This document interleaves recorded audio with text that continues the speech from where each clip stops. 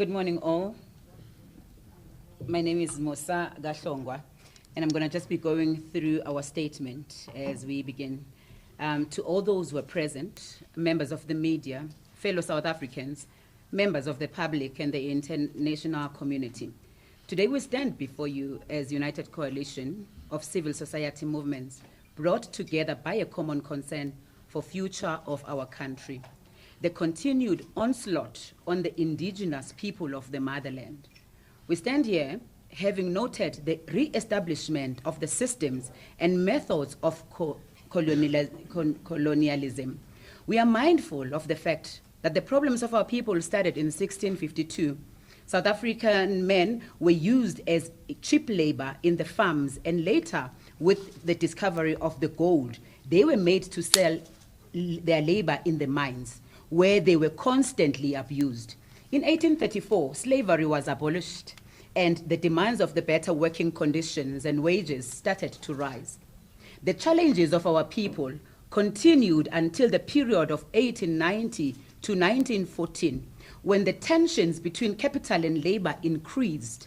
Black men were then forced to migrate, and their land was dispossessed. For many years, capital continued to import laborers from countries such as Mozambique and Malawi. Today, we have a right to vote, but economic freedom has not been realized. It remains in the hands of the minority that continues to exploit our African people, taking advantage of their suffering. Inequality is in its all-time high.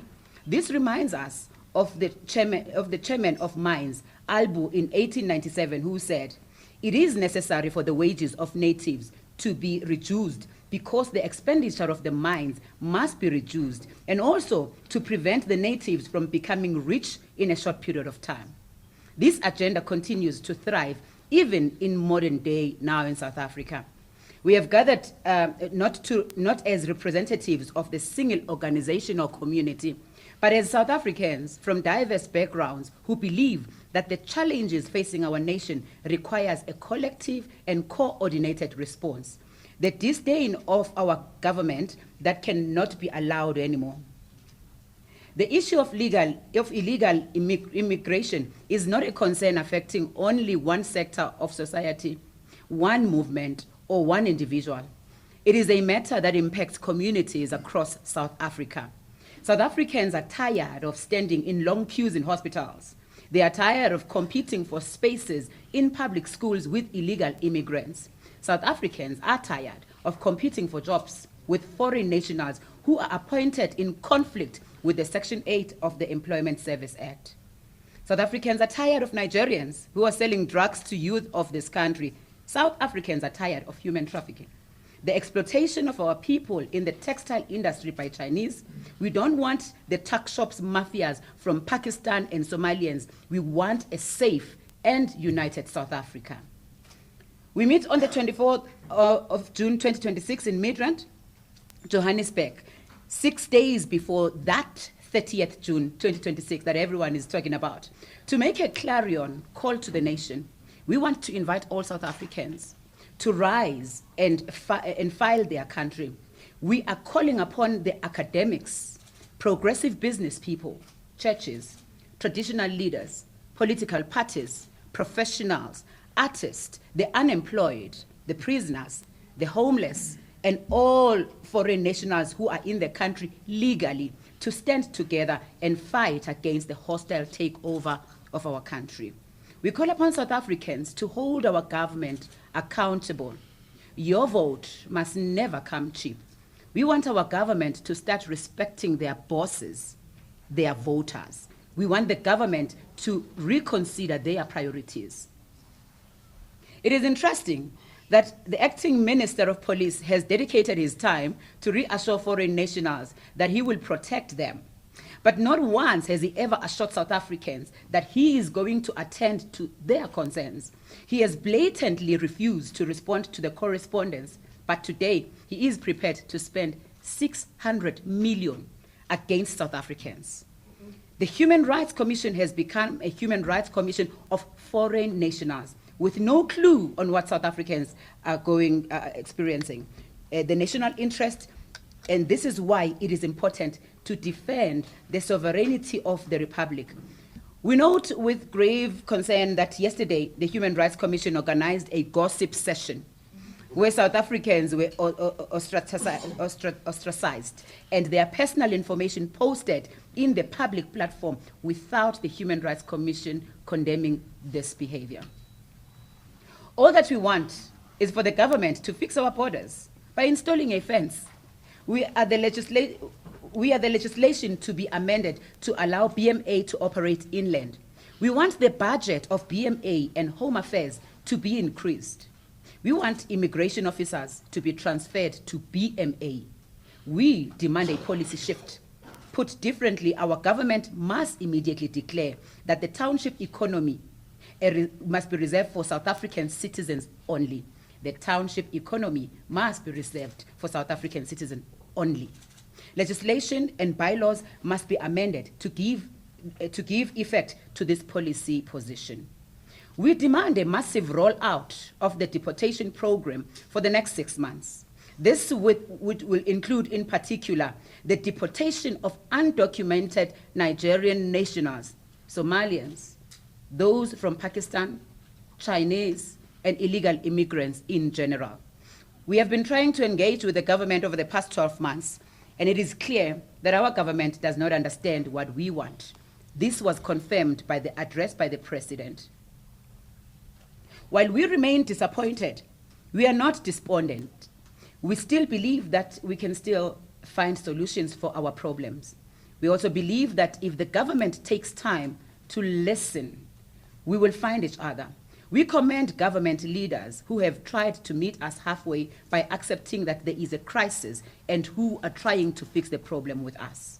The Mayor of Nkosi Langalibalele in KwaZulu-Natal, Councillor Mieza, the Premier of KwaZulu-Natal, Mr. Tami Nduli, and the Premier of Gauteng, Premier Mr. Panyaza Lisufi, for recognizing the need to echo the voice of the people on this matter.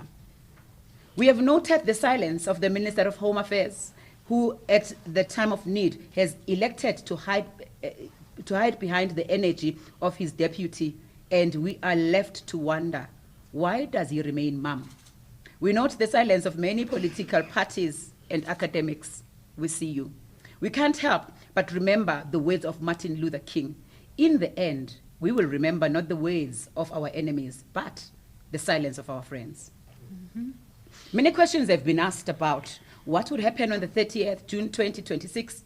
The government has issued a statement saying it is going to spend 600 million as a result of the 30th.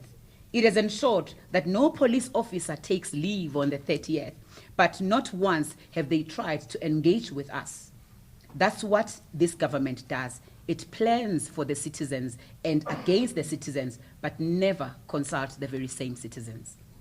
It is interesting that when the same demonstration takes place in Europe, government and the media refuse to refer to it as xenophobia or act of vigilantism. But when South Africa, South African citizens fight against lawlessness and trying to prevent South Africa from becoming a failed state, then we are called names.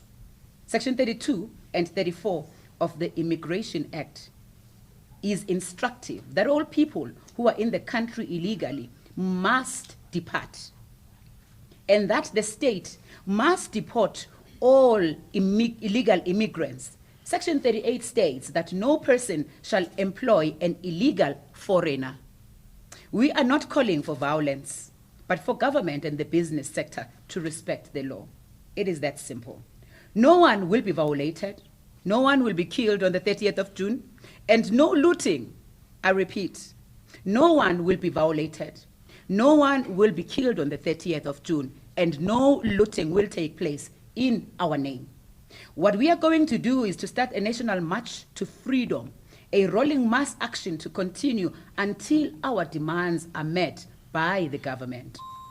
The 30th is not an event, but the beginning of process, not only to liberate South Africans, but the entire Africa from the bondages of colonialism. We will demonstrate across the country peacefully. across the country peacefully. We will work tirelessly in a quest to hold our government accountable. No one must aid and abet illegal immigrants. This includes our government. We want Section 42 to be observed. We call upon all our members and all our communities not to cause any destruction to property. No shop must be looted. We are law-abiding citizens, and we don't behave like criminals and that are selling drugs to our children. Government has the power to stop the community-led protests by taking a decision to fence the Republic, hold the refugee application process until the legislative amendments are concluded, transfer the township economy back to South Africans, increase the budget for the BMA and Home Affairs. We want public schools to prioritize South African children. Yeah, we demand a report on what happened to the report that there are alleged drug syndicates in the country led by Stanley Egbo, Michael Ifebuche, Johnson Aneke, Une Ame. We want government to present a proper plan to the nation on how they intend to address the immigration crisis, not just window dressing. We call upon our members to take this to the streets peacefully, engage with the government, and never stop fighting until we win. It is not a responsibility to be carried by one individual, but all of us must play a part. But it starts with you, and no matter how small the contribution is, it matters. And Mother Teresa reminded us of this when she said, I alone cannot change the world, but I can cast a stone across the waters to create many ripples. Thank you. Thank you. Good morning to everybody that's here. Thank you, Ms. Thank you for being here. This is going to be our Q&A session. I am SABC from a civil society organization called Foundation. And yes, we are in support of what Martin Martin started.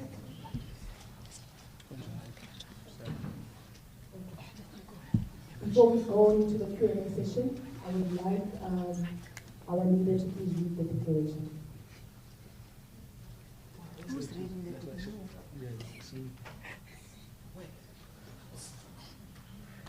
Must introduce herself. Good morning, colleagues. Morning, commanders. My name is Patrick Mohalis, Operation Development.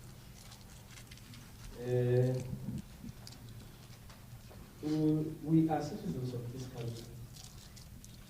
There will be no property destruction.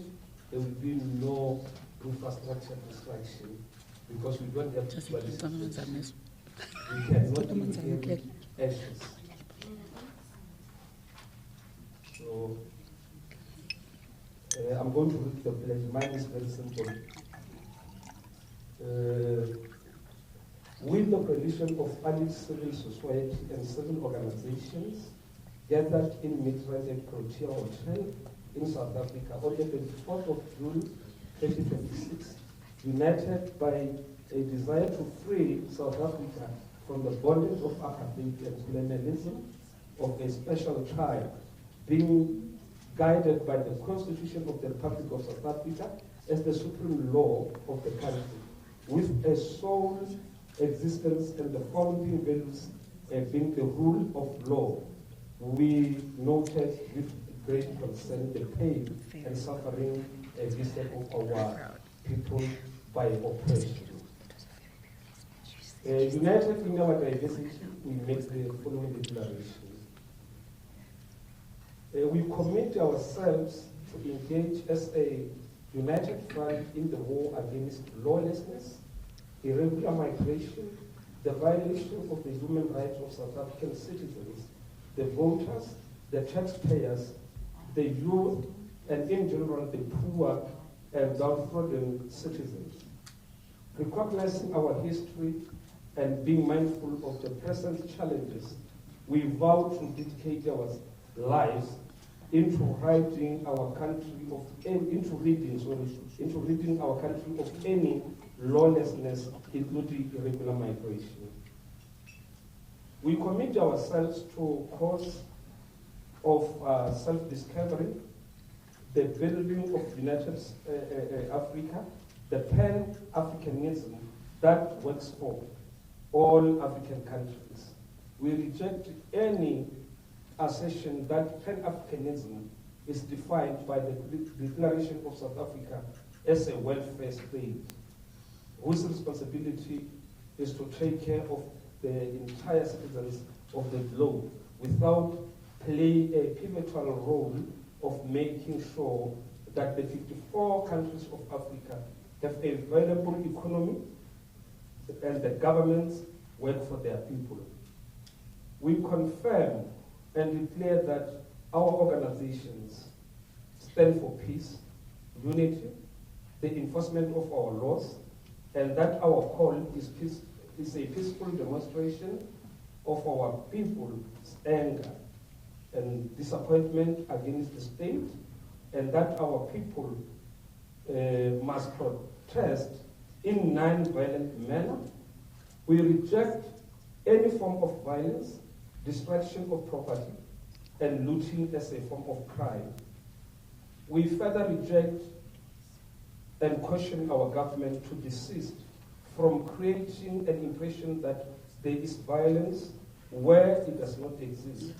We declare that our people will continue to protest peacefully and until our demands are met. The progressive forces shall not stop or call off the fight against illegality until we claim back our country. That was our declaration. Thank you. Thank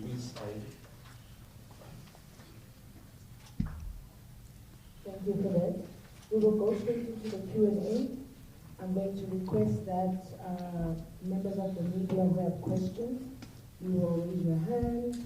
We'll take all the questions first. Maybe we'll start with 5 questions, and then we'll head over to the panel. Then we'll go over to Jacinta to respond. I'd like to see a show of hands, please, for...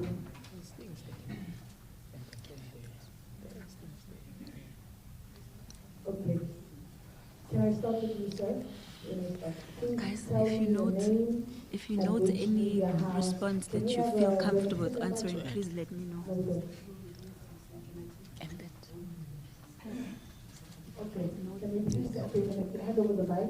So then what we're going to do, we'll ask you to give us your name and which media house you represent, ask your question, and then we'll continue. Thank you so much.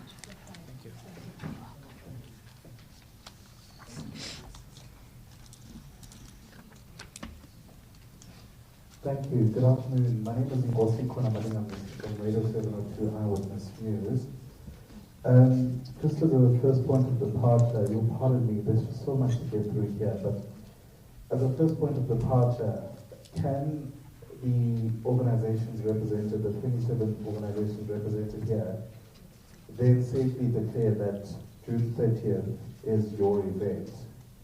And I'll tell you precisely why I asked this question.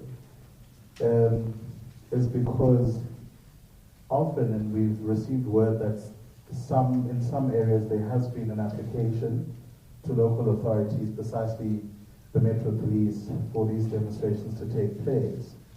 And what the law then stipulates where that is concerned is that if anything, and we're not saying that this is going to happen, but if anything should go wrong, the organizers of that protest or march or demonstration should be held liable.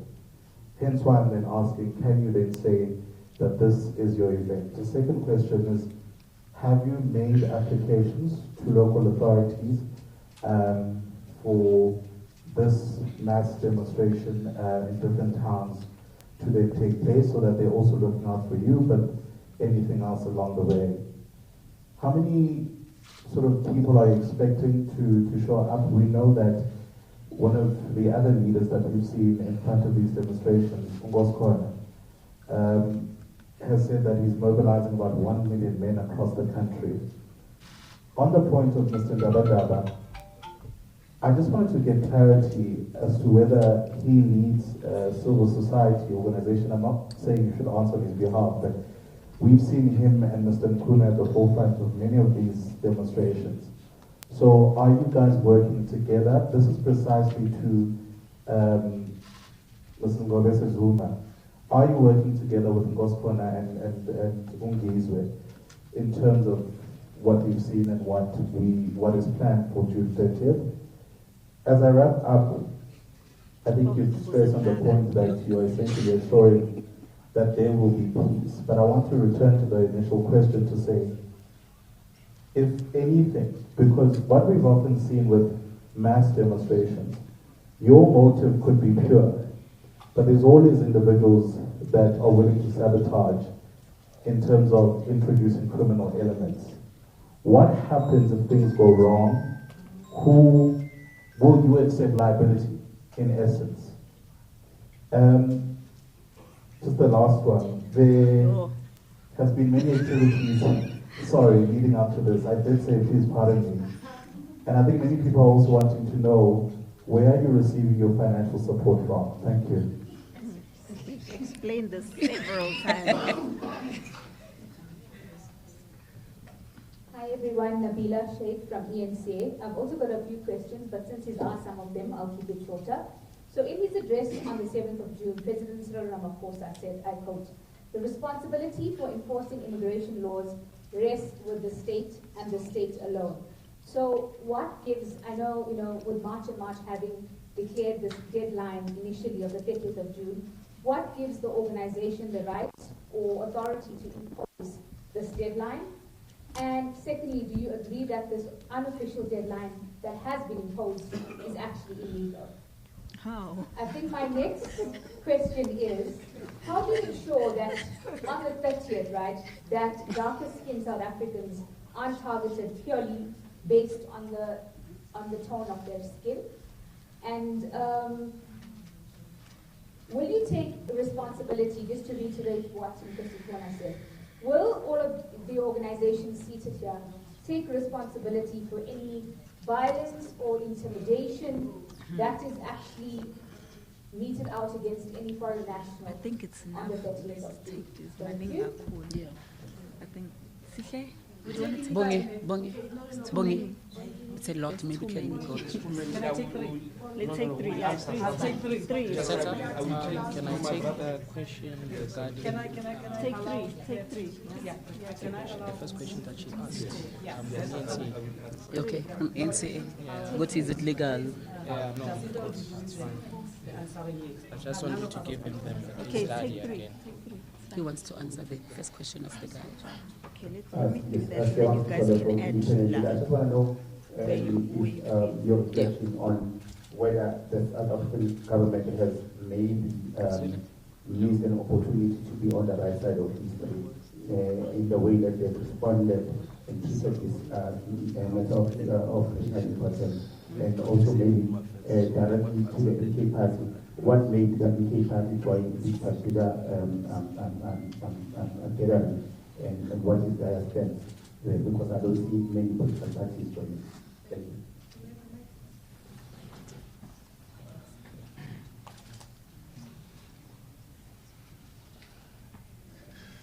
Thank you so much. I'm going to request that members of the media, when you ask a question, Corner just took over everything. I'm going to ask that we brief short, straight to the point. But for now, can I give Jacinta a chance to respond to the three media house questions, and then I'll open up for three more.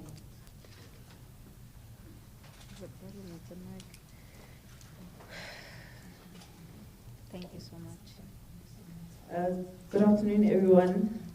I'll try and be brief because I can see there's a lot of questions that we can expect today. So the first one is, it's our event, the 30th of June. I think I mentioned this in our previous press briefing. I'm going to reiterate what I said. The 30th of June is a deadline that was announced by Pagelum Tagat. When he announced it, the South Africans stood up in numbers in support. So it's no longer a Pagelum Tagat date, it's a South African date. because South Africans in numbers responded to that date by saying that they also effectively would love to see the country taking shape, and the 30th of June.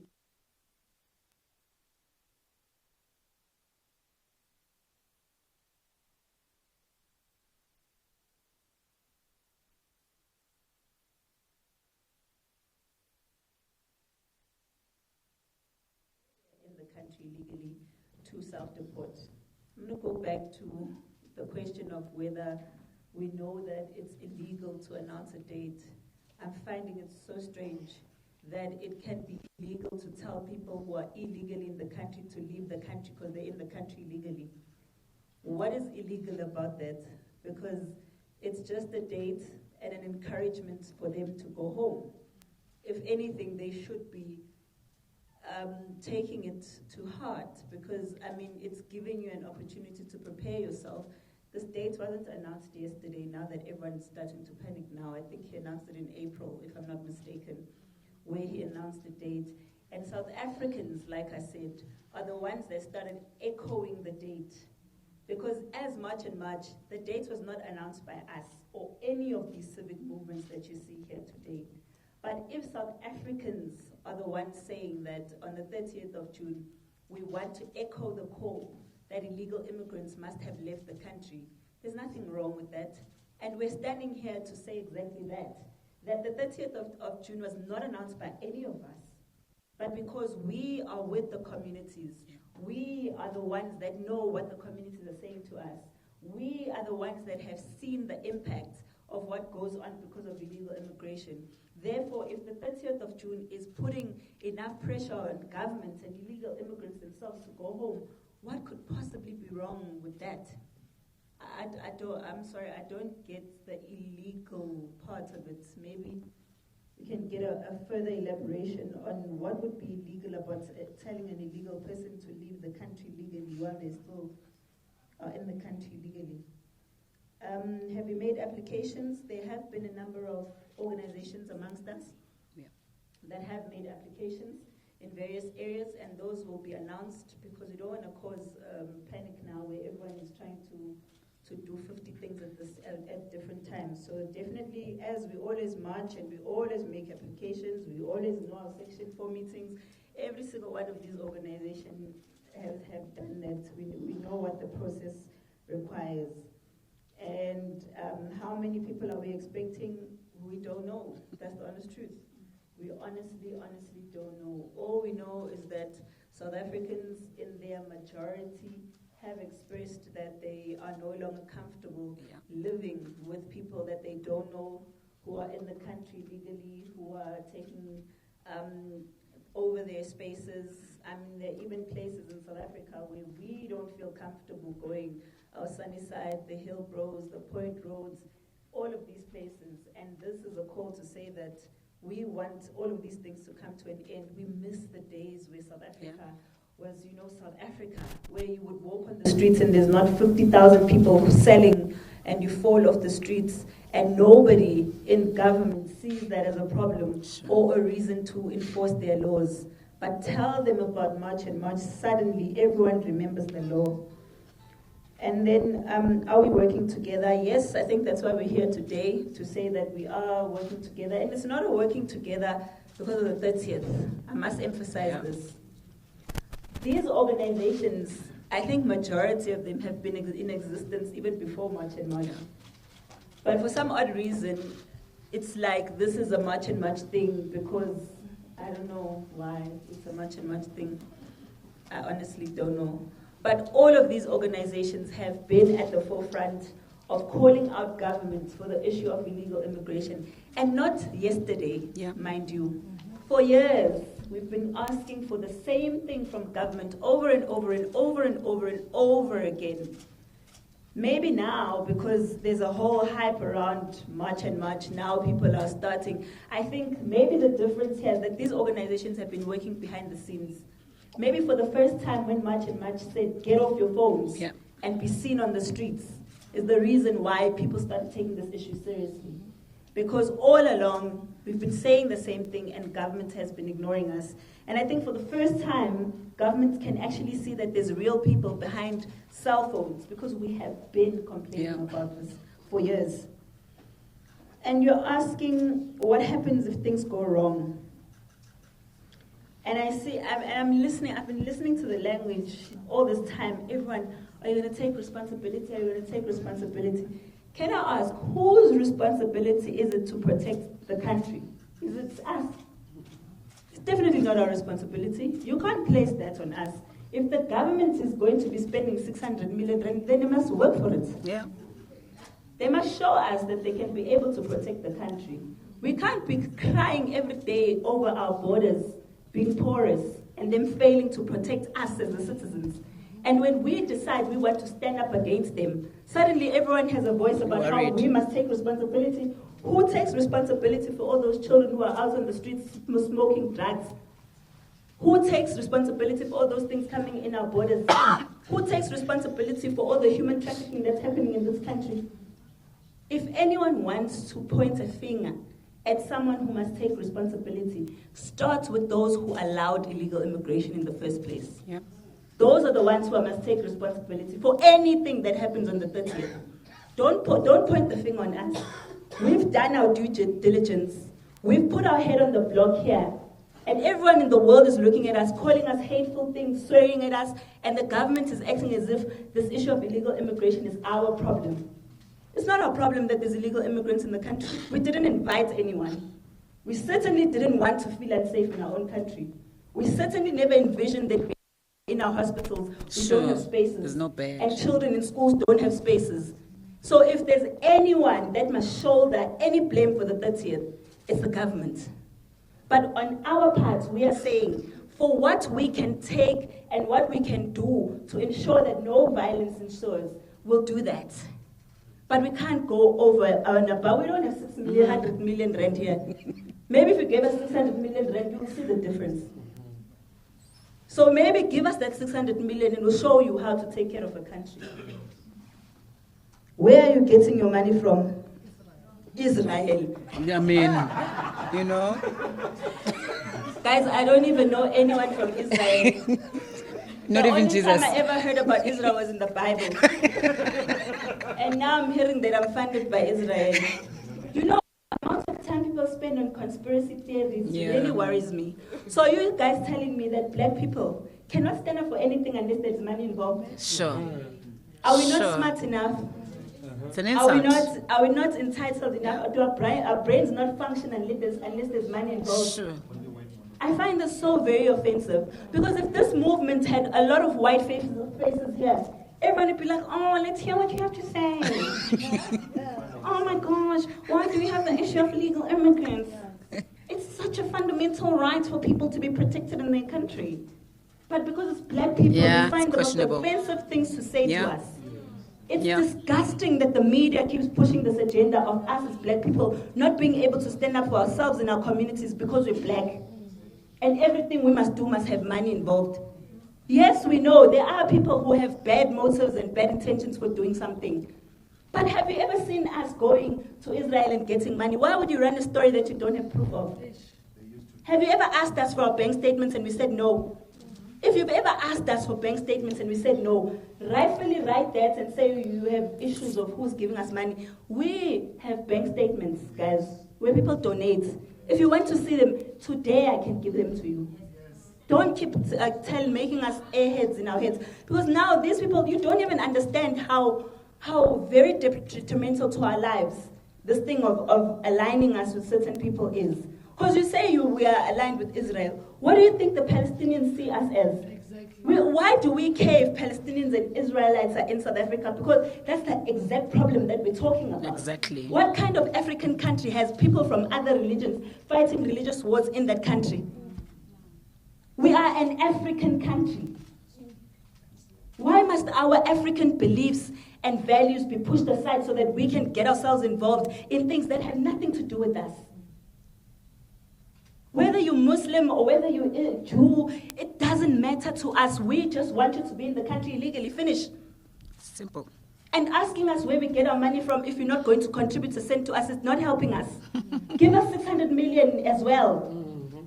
Then ask us what we're doing with the money. Because we're not a government entity here. We don't use taxpayers' money for our existence. Everything that we have to do here requires us to put in our own money. And if South Africans are donating to us, why is it a problem? Because we can't do anything for ourselves. Yeah. No, guys, I really find this question highly offensive. Highly. And I'm saying again, if you want our bank statements, we are more than happy to give them to you. Nabila Sheikh, what gives us a right to impose the 30th? I think I've explained where the 30th came from. And I wish he was here to answer where the motivation for the date came from. But unfortunately, I can't answer where the date comes from. But I've also explained the logic behind us hopping onto the 30th. And the dark skin tone of skin. I think we've had, if I can calculate, if not 30 or so marches already. And, you know, with every single instance where people have claimed that there's been attacks on people who are Tonga or whatever, they've been proven to not be true. Because I can tell you that the only people who are talking about this issue of us having abused or hurt people of dark skin are people who have always opposed what we're doing. Yeah. Yes. So I can tell you, Nabila, in a march, the only thing we're doing is marching. Nobody's looking at skin color saying, oh, you dark, you blue, you orange. In March and March, I can show you one of our leaders is darker than the sun. He's very dark. So if it had to go with that, I think we'd have a serious problem in this country. Because nothing we've ever said is about skin color. When people ask us, why are you only targeting Africans? I'm like, I'm so confused. Because the tuck shops, bazaar shops business is taken over by Asians. Pakistanis, Bangladeshis, Chinese. And we are always there at the forefront with the police. Yeah. To go to those same people and say, these businesses, are they registered? Are they in compliance? How did we get them? It's not about skin color, Nabila. And I hope that everyone who's trying to push that agenda understands that we don't care if it's white people that are in the country legally. We don't care if it's Chinese. We don't care if it's Smurfs. We don't care if you're pink. The only thing we care about is, are you in the country legally? Because legally would mean, Nabila, that there's been a background check that's done by Home Affairs. Oh, I don't even know if that's even. We're hoping, if we're lucky, Home Affairs did a background check before allowing people in the country. But unfortunately, knowing Home Affairs, they don't even do that. So that's what we're asking for, that we want people to come into our country and do the right things and be positive influences in the country and bring about positive change, not economic migrants. We don't want to import poverty from all other African countries. And it's got nothing to do with hating people or not loving them or hating ourselves or our skin color. It's got everything to do with respecting the laws of the country, because migration, I've said this so many times, and it works me up every time I have to repeat it. Migration was there for a reason. It wasn't meant as an escape for your government. Exactly. Nobody here has a right to escape to another country because their government is not giving them a job. Sure. When we go to another country, the country has already evaluated that there is a position available for Jacinta to go to that country. Yeah. And nobody in this country wants that job. So in Saudi Arabia, for example, they realize they've got a shortage of skilled nurses. They go out and look for skilled nurses. They're not looking for people to sell tomatoes on the streets. Please, they're looking for people to be nurses. That's how migration works, and that's all we're asking for. Can we not be made to feel bad for wanting the right thing for our own country? Because now if you are importing 100 nurses from Nigeria, and there's already 300 South Africans who are already not working. Exactly. How are you going to make migration work for South Africa? Yeah. I'm sorry, guys, this thing gets me emotional, but I apologize. Where is this love going to come The from? reflection of the government. Do we feel like they missed an opportunity? Shem, our government's banda. Shem. Kosiam. I don't even know where to start with our government. I'm going to change and move from the government and come to you guys as the media. Your job is to hold the government responsible and assist us as the citizens in holding the government accountable. That starts with you guys asking the right questions. But you don't ask the right questions. Even now there, with that immigration crisis that's happening in Durban, where there's thousands of Malawians there. Guys, you are not asking the right question. How did we get there? How are we having thousands of people undocumented there? Stop asking them if they've eaten. Guys, stop asking them if they've had a bath or all of those things. Honestly, you are depriving us of an opportunity to see just how bad the crisis is. Yeah. Please ask the government, ask Cyril Ramaphosa. How did we get here? Why have you been ignoring this issue for so long? What is your plan? Not that State of the Nation address where because if I was to ask you guys, of all those things that are suggested on the day, how many have you actually seen happening? Empty promises. Because, first of all, the Department of Home Affairs doesn't have money. So by them even having to deport there, we were saying it's an opportunity for municipalities to loot. We know how the government works. So now they're going to make someone get a tender for a tent, make someone get a tender. Why are you just not getting more and enough buses to let everyone to go? With the 600 million. With the 600 million, why do you not increase and speedily make sure that people go home, but also recover that money from the Malawian government? It can't be a free exercise. You are taking their people who are in the country legally. It's taxpayers' money. We can't be paying for Malawians who came into the country legally. I don't even understand.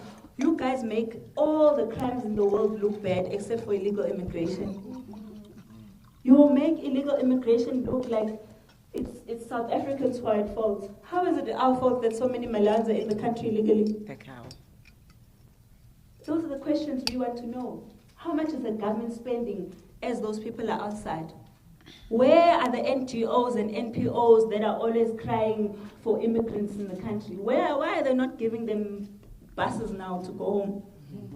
Where's the Helen Suzman Foundation? Where's Sarah?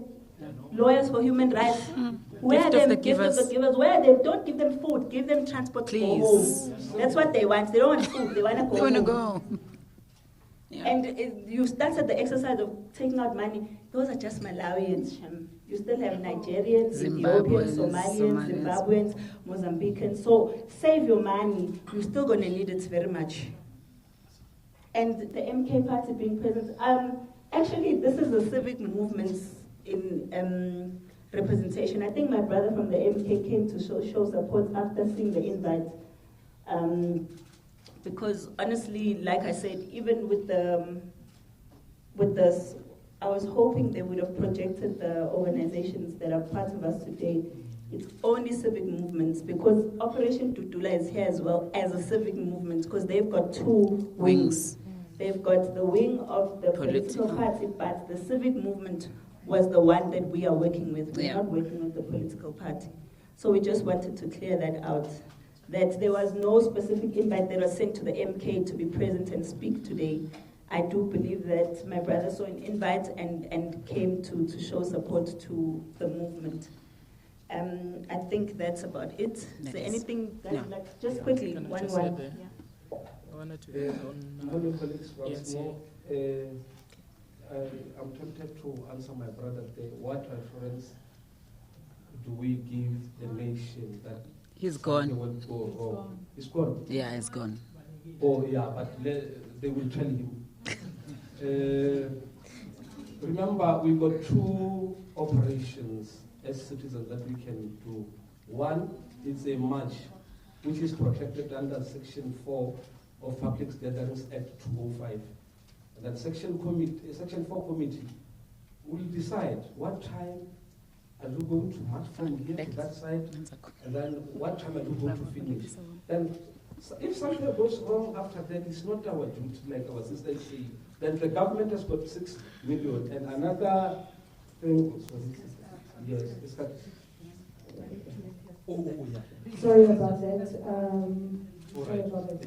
We're going back to the Q&A. I think any other civil society organization that might have something to say, they'll be afforded the opportunity at the end.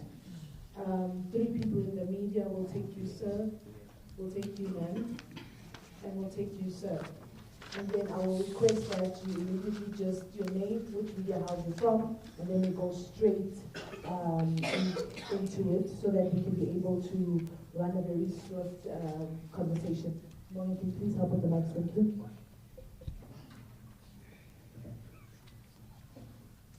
Thank you very much. My name is Howard Mawalewa from UFM. Are you going to be busing in people from KZN into other provinces? If yes, which specific ones? Yes, I'm asking this deliberately because I covered the previous march here in Pretoria, and people certainly, scores of them, were bussed in from KZN. And secondly, continue. Do you think you have been careful enough in your rhetoric? I'm tying this to that question that sometimes this seems like a tribalist kind of a movement. Do you think you've been careful enough in your speeches as leadership? Yeah, since I would have seen your video just the other day where you were saying all foreigners must perish. Because I watched the whole thing. Perish? Yes. No, there's never been such. Show me that video. You used the word wrongly. No. Show me that video where I said they must. No, show me that video. No, we're not continuing. Show me that video. Yeah, but we have to be civil. No, we want to be civil about this. Give me the video. No, show us. Whenever I ever said they must perish. Show me proof. Please. Proof. That's a dangerous statement, sir. Because you've called out political parties that don't support you. Kindly list for us political parties. We need to address this one. Can I just need to say something? Yes, the video please. does exist. Bongi, can sorry. Show us the video. Bongi, please. Show us the video. Lesala, can I have the video where I said they I must would like perish? to respond because I think we cannot have media houses here making dangerous statements. No, it shouldn't be Jacinta even. I want to say. Please take out the video. We want to see the video. See the video. Sir, from UFM. No, this is an urgent. Can we ask It's very important. And it's dangerous. Please show us the video. No, we're not continuing. No, we want to see it. Show us the video. We want to see the video. Where you are alleging that Jacinta Said they must perish. People must perish. Show us the dangerous video. statement. Show us Show us the video. video. I want the media to make record of this. Yes. This Show the gentleman video. from No, UFM show the has video. said, and Show please the show No, we are not continuing. Show us. Show us. Let's project the video. And then we will project it. No, we are not continuing. As we continue. Show the video. Yes. No, we're going to run it how we want to. You're not going to tell us how to. Yeah, we're not. You can't come here and make allegations that Show are us very the video. damning and are very cruel. And Do it now. Stop talking. Show us the video. Hey, Lanji. No, this guy is Right. Nigerian. Can we please proceed to the second journalist? He's not even South African, this guy. No, but give him time to show us the video. Okay. And let him show us the video. Wait, he must show us the video. He must show us. He's a Show us Nigerian. the video. Oh. He must show us the video. You can't come here and say nonsense here. But this is wrong. It's very dangerous. He can't continue saying things like that. Those are all the problems that we Why would I say have. people must perish? Can you imagine? That's a dangerous statement.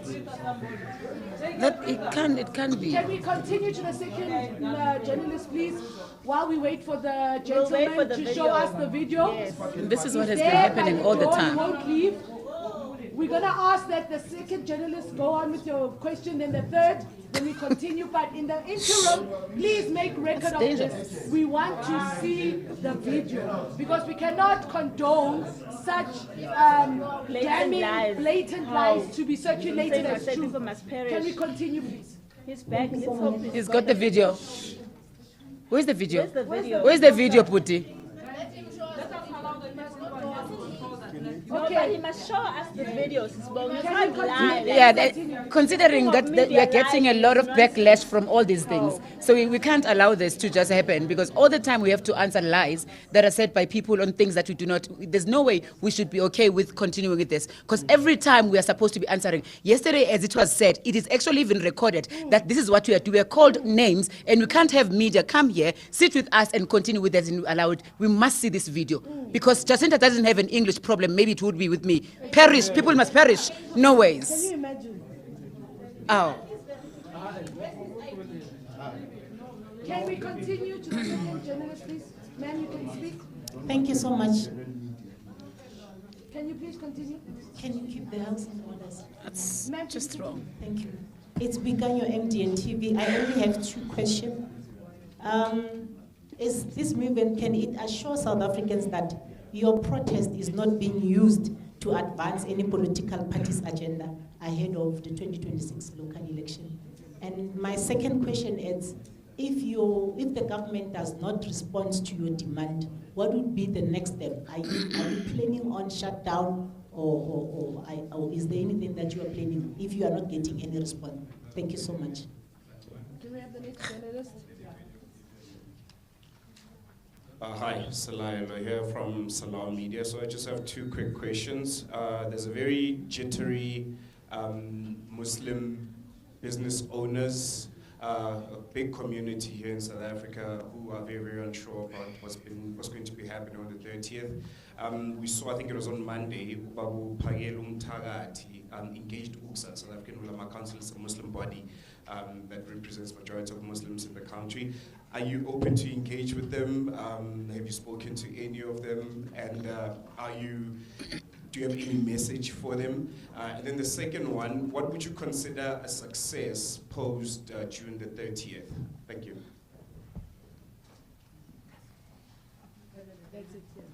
We're going to allow for Jacinta to respond. Thank you. Thank you so much. I think it must be clear again that as we're here, maybe the question should be about the collective, because there's more than just March and March. It's not a March and March presser, it's a collective organizations. But just to answer the issue of busing people that Uputi over there insinuated, there was one bus that was from Durban, KZN, that went to the march in Pretoria and in KZN. That was the only bus that was there. And these were people that the bus had been sponsored by Omandisi Dingana, who was on social media. The donation he made was public. It was 50,000 Rand for the bus. I think those who are on our social media platforms would know this. We took the 50,000 Rand and we paid for the bus to come to Johannesburg and Pretoria for that march, because the people of March and March in KZN had requested to be part of that march. That is only a number of 62 people. So if your brother here is saying that we bust people in numbers, I'd like to hear him share where those buses were coming from, because as far as we know, there was only one bus. But I think while he's looking for that video, he'll also look for the buses that he's talking about.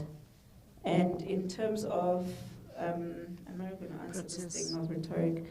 The protest used to advance a political agenda. I think as March and March, we've been very clear in the stand that we will talk to political parties. And we do that deliberately because we are not in Parliament. And there's a number of policies that we want to be changed in Parliament. And that's not going to be changed by us because we're a movement. So when we engage political parties, it's with that in mind, firstly. Second of all, it's also to understand that where political parties stand with the issue of illegal immigration. Because when the local government elections happen, we are not a political party, I repeat. When the local government elections happen, we want each and every one of those political parties who agreed to fight the issue of illegal immigrants to not change. And we will be there holding them to account to say that you said when you are a mayor or when you are a councillor, you will enforce municipal bylaws that allow you to bring back the township economy back to the hands of South Africans. And that's why we engage political parties. It's not because we think that it's going to advance anyone's career. I do not believe that South Africans are not smart enough to see people who are playing them, who are trying to advance a political career. Unfortunately, it's happened before. But right now, there's a new breed of South Africans who are more aware of what's going on, who are more careful about what they're doing. That's why we continue to emphasize the importance of South Africans going to vote and voting for political parties who are going to bring about change in their communities, or even people, because we know local government elections are also individuals. It's not just political parties. So we continue to emphasize that you vote for political parties and individuals who are prioritizing putting South Africans first. What is the next step? The next step for us is to continue until we win. That's what we've said. And we know what winning means to us. Winning means to us our borders are secure, first of all. We clean out the people who are already in the country illegally. Those are the two most important things. Prevent those from coming in who are outside, and those that are already inside, we make sure that we politely and happily take them out of the country. And also on top of that, putting South Africans first. We don't want a situation where we have to beg and grovel for jobs that the law of the country already says you are not allowed to hire a foreign national unless you've proven that a South African is not qualified. But what we've noted is people are making us feel bad for wanting these very laws to be enforced. It's the law that says that. It's not South Africans that woke up in the morning and said, hey, Wits University or whatever university, hire South Africans.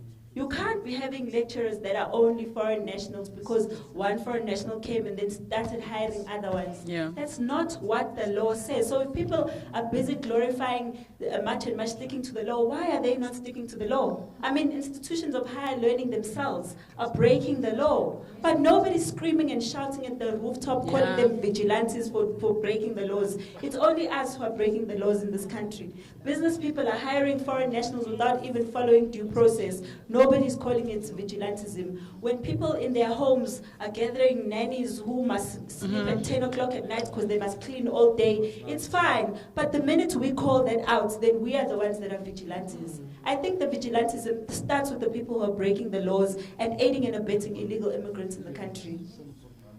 And then in terms of the Muslim business owners, personally, I don't think there's any preference to any business owners. Business owners must all be treated the same, whether Muslim, whether pink, orange, green, purple. For us, it's irrelevant. As long as a business owner is abiding by the laws of the country, they need to follow the laws thoroughly. We met with other companies like Takealot, Uber, and we reminded them of their responsibility to the country. Checker 66, we've also reminded them, even though they didn't show up to the meeting. But we still said to them, you can't be hiring foreign nationals. It's not us as much and much that are saying it. It's the book of the law, the same law you are saying that you're scared we're going to be breaking. If everyone is sitting in a press conference like this, calling all these companies that we see hiring people and not following due process, I think the country would function a lot better. Because now everyone is reacting to much and much, reacting to criminality that's done by people who have positioned themselves as the voice or those that are better than us just because they've got money. Just because a business person has money doesn't give them a right to break the laws of the country. All of us must abide by the laws of the country. Every single one of us. Whether you are rich, whether you are poor, whether you come from another country, whether you're South African, the laws of the country cannot keep being disrespected and disregarded just because people want to use other excuses. Oh, they are human beings. Oh, they are hungry. So I must also say the same about a criminal in Kwamashu. When they leave their family hungry and they go hijack someone, oh, they are doing it for their family. We can all make an excuse for crime, guys. We can all make an excuse for crime. Aiding and abetting an illegal immigrant is breaking the laws of the country. It's written down in the law. So those same people mustn't come act fresh here with us just because we're standing up against something that's wrong. What we're doing here is standing up against the breaking of the laws in this country. And I don't know why that is called vigilantism. For the life of me, I don't understand. I really don't get it. I wish maybe they could explain to us. So they're the only ones that can break the laws and life must just go on. But when we're trying to correct what they were doing, then we are vigilantes. And they're saying that we're breaking the laws for as long as I can remember. I don't know about, but I think I know about all these other. Every single one of us go to the police when we are going to do operations. Yeah. We have a right to do that. And then people come and stand in front of the camera. Nobody is allowed to ask someone for their ID. I get that. I totally get that. But what I keep saying is that the government created a problem. It's overwhelmed, it can't fix it. Yeah. You can't just have a blanket approach and say, nobody has a right to do immigration officers. You've only got 800 of them. Your police, the police, I don't know, I'm sure all of us can share a story of how the police don't even know the immigration laws of the country. Yeah.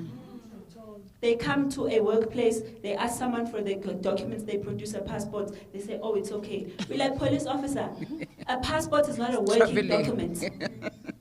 You need a work permit in order to work in the country. We are the ones that have to teach police that. And the government needs to find a way of working with civil movements like ours and communities to make sure that they fix the problem. Stop treating us like we're mad people who are just crazy. We are the ones that know and live in these communities with this crisis. They're not in Sandton. Illegal immigrants will never be living in numbers in Sandton and all the places where you live with your high walls and your blue lights. So it's that very gap that the government keeps creating with communities that makes the problem even bigger. And then, what will we consider as success? Or what would we consider success? We would be very happy. I just saw the Libyan government. The Libyan government went and banned 4 countries from ever coming into their country. Whether it's right or wrong, I'm not entitled to say. But I'm saying, as a government, they said, this is not working for us. Therefore, we're not trying to please the rest of the world and make ourselves look good by taking in more people than we can afford. We've seen the UAE saying they're banning Nigerians. We've seen several countries actually saying they're banning the Nigerians from coming into their country. Tina, us, shame, we have to sit every Sunday and watch them on Sizoktola, and they say all kinds of things, and then they come back the following week again, being arrested for the same drug possession every week, and the government has never, not once, said anything about it. All we're asking for, and what we would consider a success, is if our government would grow a backbone. And by growing a backbone, it would be, ignore what the rest of the world is saying about you. Stand firm and speak about the crisis that is the immigration crisis in your country. And the effects of it, you can see. Schools are full, hospitals are full, buildings are being hijacked, they're dilapidated. You're finding people building buildings inside buildings. The tuck shop industry is taken over. Your entire CBD is taken over by people who are not South African. That is a crisis. And no country in the world can sit back and ignore that, especially when its own people are complaining. So we are saying for the first time in our lives, a success for us would be the government of South Africa looking at South Africans and saying, South Africans, we've heard you, we'll do what you have asked us, which is to prioritize you, which is to enforce the laws of the country, which is to change those laws that after 32 years we see have opened up gaps for more problems to come into the country. That's all we're asking for. A president who will stand firm by their own people and not be mindful of businesses and how businesses or their businesses are affected. There's more to life than businesses. We have children, all of us here, that we would like to see still having a future in this country. And currently we don't see a future in this country. At the end of the day, we are the ones that are going to end up being international orphans in other countries. Sure. I think this will be the last round of questions that we're going to accept. I'm going to ask hands, please, just 3 people, 3 media journalists. Just saying a question was not answered. Maybe let's just address. Which question was not answered?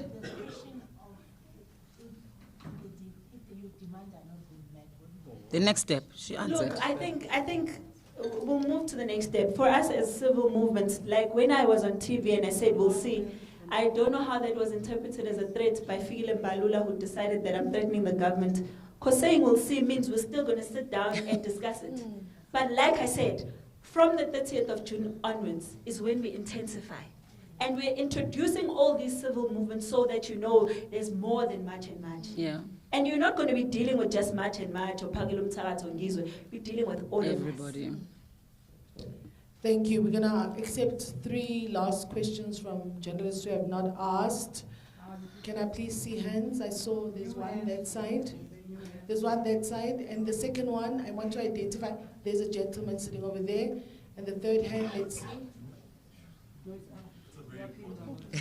You asked 16 already. You asked 27 million questions already. Why don't you look at another chance and come in? Yeah. Okay, so we've got the lady that side, the gentleman that side, and Now then you will get to say your it's fine. We'll when you're close signing, with you. we One still question. sign If it's a- more than So you'll 1 get to say second, your you take the statement mic. on the Can issue. you time him Question that because was he's never taking a asked, and I second wanted to round. answer in regards to the statement Okay, of I'll the give it president. to you. Okay, guys, thanks. My name is Hilary Reader from the international news agency AFP. You mentioned that from the 30th you will intensify. Do you mind clarifying more on what you'll do that? What happens after the 30th? Afternoon, I'm Balisa Mandala from Scroller Africa. My question is what's happening on the 30th? Are shops opening? Are shops closing? Are people protesting all over the country? What are the day's events? And the last question, please. The last one.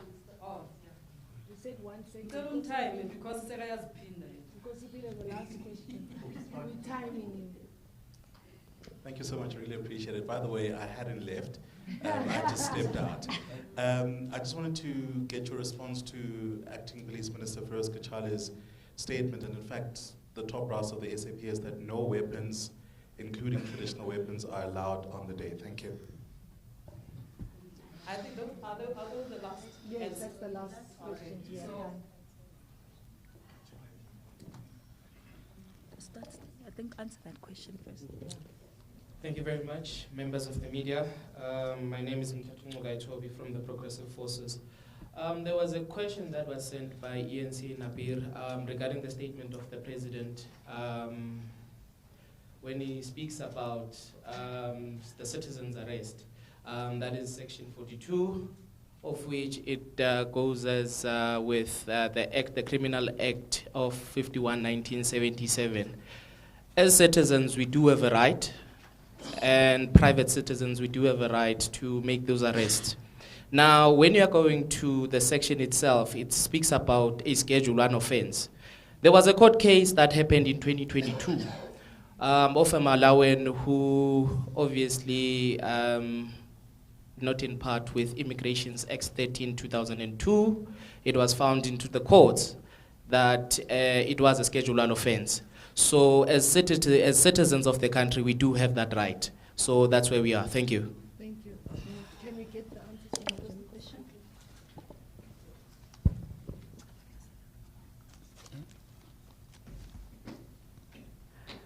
The journalist that asked over there, sir.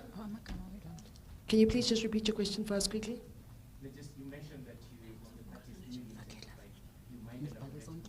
They're asking if you could elaborate further as to what is meant about intensifying after the 30th should no change prevail.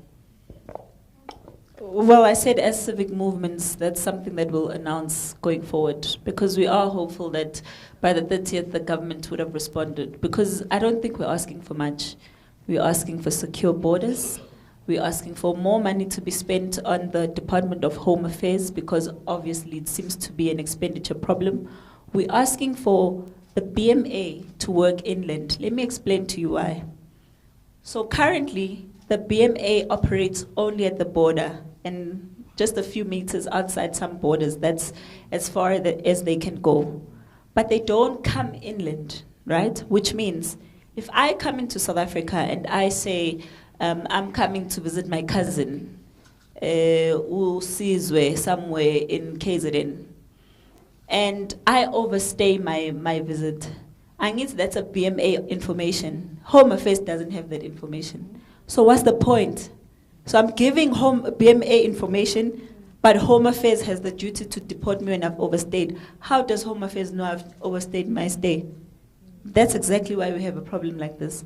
On top of that, there at the border, when you ask them, do they know currently where their refugees are? They don't know where their refugees are. They've got no idea where their refugees are. They said that they've got 167,000, I believe, around there. My figures might not be correct, but they're below 200,000 refugees that we have in the country, which is ridiculous, by the way, because the number of them is definitely not 100 and something thousand. But when you ask how many applications they're sitting at 1.2 million applications currently. So there's about roughly 800,000 so people who are in the country unaccounted for. And if these are I'm just counting refugees, there's still asylum seekers as well, which brings their numbers to 200 and something thousand, right? We can't have a situation where there's so many people walking around the country, unknown, undetected. Nobody knows who they are, where they come from, what they're doing in the country, who are they staying with. This is a huge security risk for the country. And that's why we're rising as South Africans in numbers. We're saying we feel unsafe in our own country. On top of that, it's a battle for scarce resources. South Africa does not have unlimited resources. We cannot service everyone. And therefore, we understand that people have problems in their countries. We understand poverty, which is why when we say, go and fix your countries, it's not supposed to be an offense. It's meant to be as an encouragement to say, we as South Africans, as organizations, we've grouped ourselves together to fight with our government. Go and do the same. If you need us as South Africans to support you in whatever means possible, we'll do that while you're in your country. Now, people just come back and say, we helped you during apartheid. During apartheid, South Africans were not economic migrants. They're not running away from poverty. They were running away from real danger. And not the whole of South Africa ran away. Majority of South Africans stayed to fight. So we're saying we are willing to extend that, but guys, it's been 32 years. Instead of getting lesser and lesser economic migrants, or even migrants for that matter, we're getting more and more of them. Because countries are becoming more and more problematic. The political environment is becoming more and more unstable. The economies in other African countries and beyond is becoming more and more unstable. There's not a single country that can be allowed to keep giving and giving and giving of itself so others can survive. We can't keep taking oxygen from South Africans so that other people can breathe. It's not fair. And for people to term this as hatred is very painful for me. Because I always ask myself, guys, why are you not listening to us speak? Because none of what we're saying is about hatred. It's got nothing to do with fearing migrants or not loving them. It's about us as South Africans having the little that we have left to survive and trying to protect it. Can the world tell the story for what it really is? Instead of calling us xenophobic. Whereas this in Ireland, nobody was calling that xenophobia. They were literally going into houses, getting people, beating them up, burning them up. Not one article was calling that xenophobia. It was anti-immigration protests. Do we not deserve the same grace?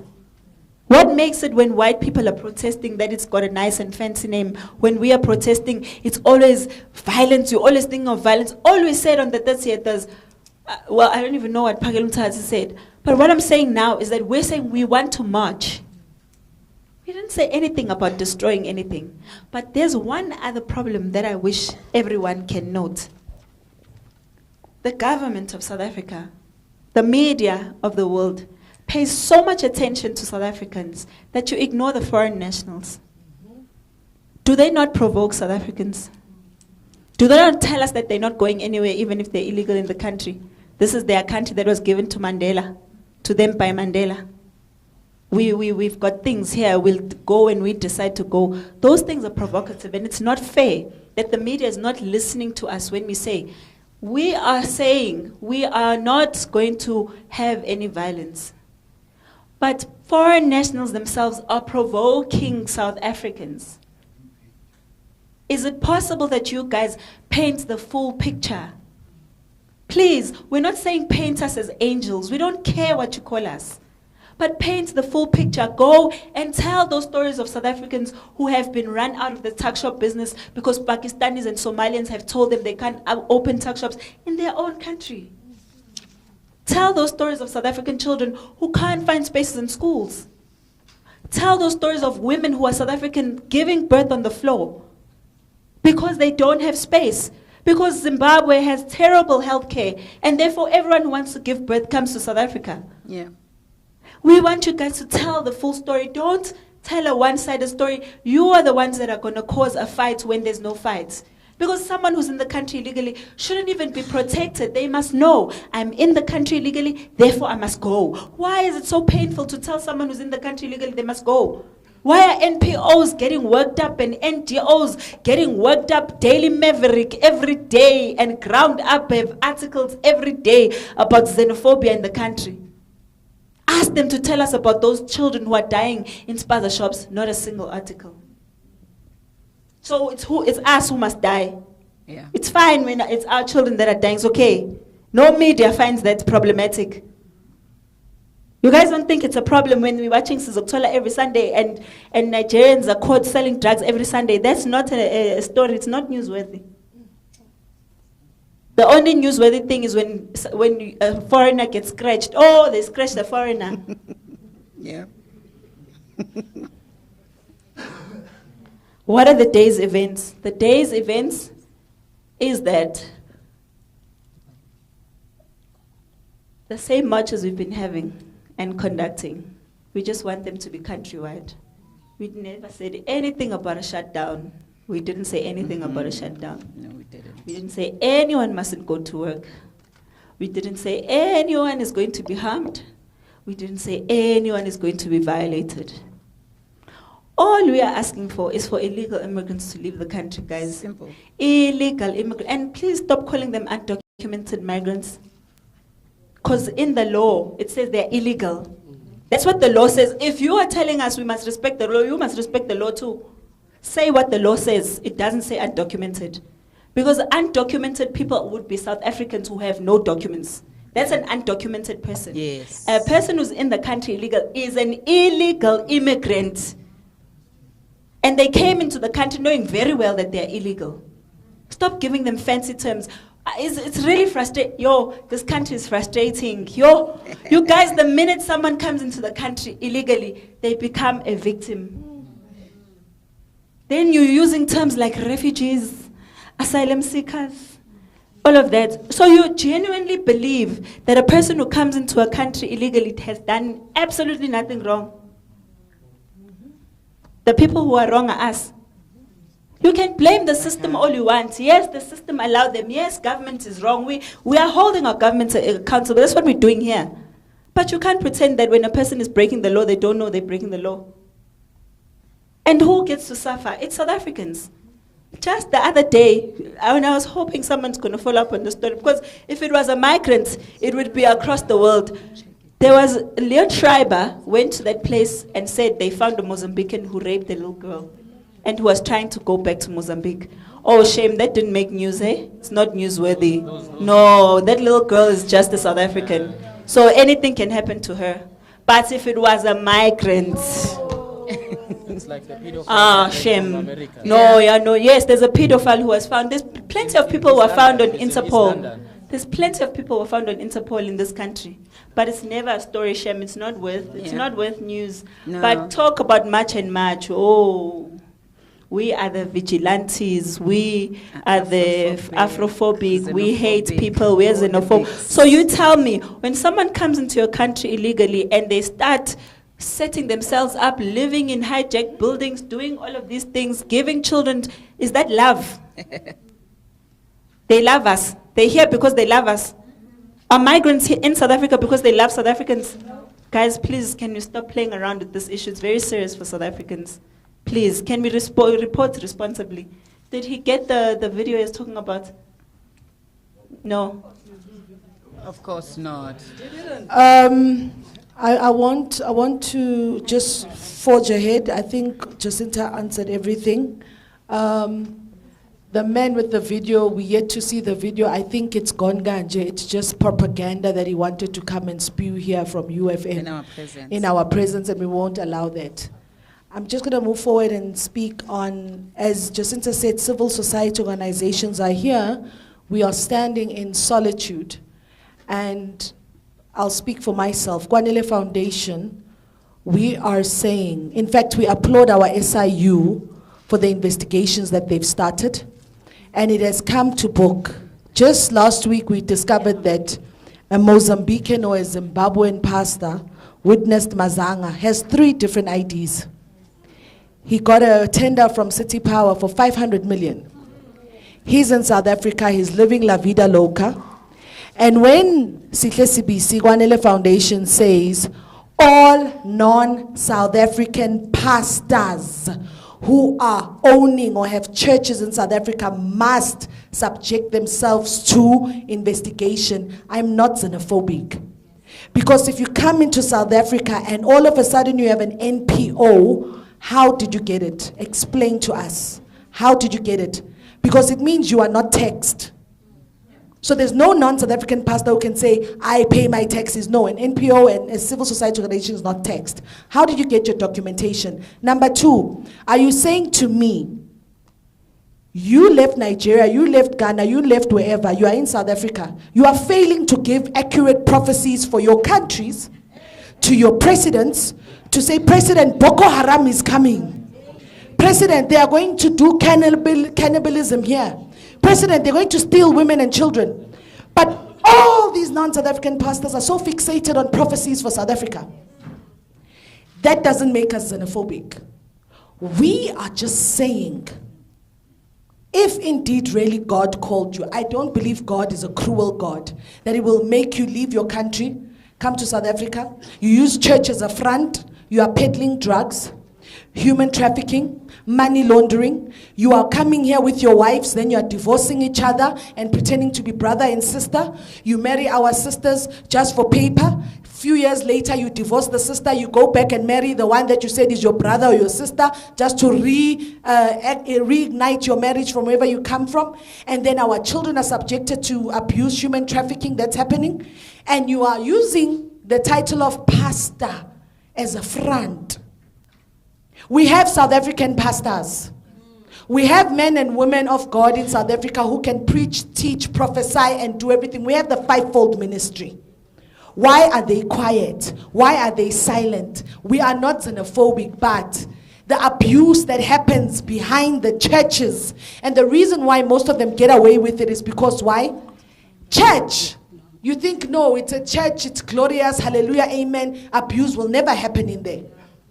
So all non-South African pastors who are in the country, please subject yourself to investigation. If you have nothing to hide, the SIU is doing something good. They are starting from in the beginning. If you say, I've been here for 26 years, great. SIU will go back to 26 years ago with you to start unfolding, to say, right, you came with a visitor permit, holiday visa. What happened? How come 26 years? And they will fetch and find all those people you married and everything. And my brother, my father, my sister, my mama, my papa, my daddy. If you did nothing wrong, you will not be afraid. I say this because this declaration that is before us as civil society organizations, I'm going to sign it and say, because it says we confirm and declare that our organizations stand for peace, unity, and the enforcement of our laws. And that our call is a peaceful demonstration for our people's anger and disappointment against the state, that our people must protest in a non-violent manner. We reject any form of violence, destruction of property, and looting as a form of crime. So I'm going to sign it as SABC from Kwanele Foundation, and then we're going to move on to other civil societies to sign it. Oh, you're holding for me. Oh, gosh. See the power in servanthood. So as I sign this declaration, I, SABC, as the founder of Kwanele Foundation, and who is saying we are tired of pastors, mamas, daddies, papas, using church as a front to peddle drugs, human trafficking, whatever that they're doing. And we're saying, Papa, Mama, Daddy, if indeed you are here legally 26, 40 years, Subject yourself to investigation so that if you are here legally, you will not be let to go. It is signed by myself, Sihle SABC, as I pass on to the next civil society organization. Thank you. Thank you so much. So we're just going to ask all the leaders, some of them I don't think they're at the front. If your movement is not here at the front, please come forward so we can sign this declaration. Also, and we're gonna allow them to just say whatever they're declaring. Before you do that, just 1 second. There's one issue that I was hoping you guys would ask, which is the issue of what the acting minister of police said, Mr. Kachalia, Mr. Bean. Sorry, I heard that he said that we are not allowed to carry sticks.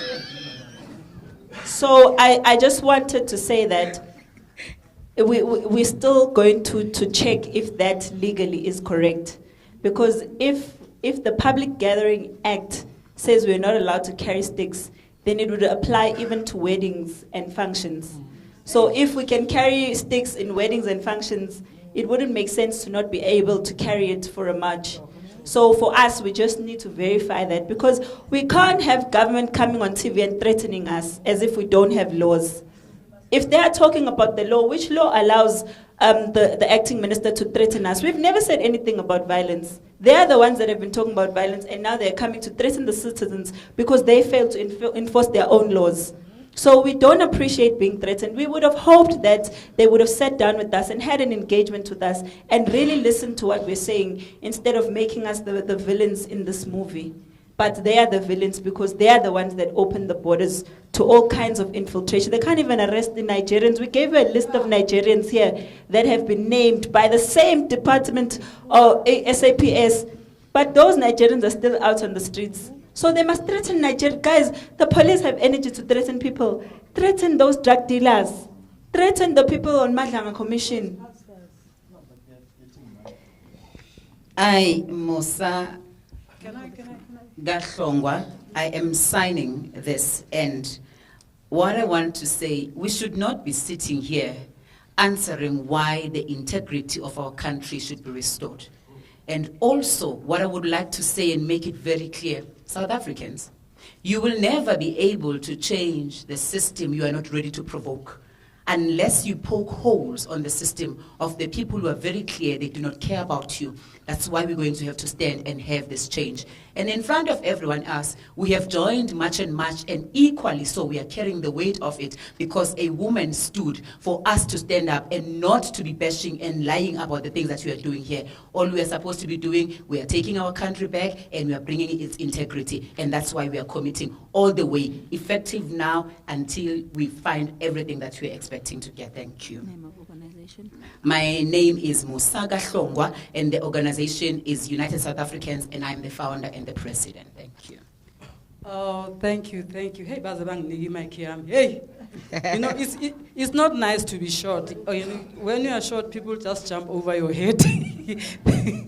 Thank you very much. There are organizations that are not here. Remember, we said there are 27 organizations. So, but they are with us. Those that are physically here, they are here. But I'm going to call on all the names of the organizations here, and those that are here physically, and those that have sent their reps, they will also, I'll give the mic over to them so that they can also make a declaration. So every member that is here of the civil organizations, they are going to, there's a very beautiful video that was supposed to be shown from there, but I don't know what happened. It's a very beautiful video. You could have seen it. It's very beautiful. So, but anyway, it's not a train smash. I'm going to call on all the organizations that are here. So all the organizations that are here, I'll call their names and acknowledge them, each one of them. I have Progressive Forces. Can they raise their hand in present, ma'am? It is present, ma'am. I've got Mabahambe. Abahambe. Present, ma'am. We have, sorry, I'm sorry. Raisa. Hey, the other names, but there's Raisa. Yeah, I know. There's Ramsa. Ramsa. Yes, they are here. Thank you. I have African Liberation Movement. Koti.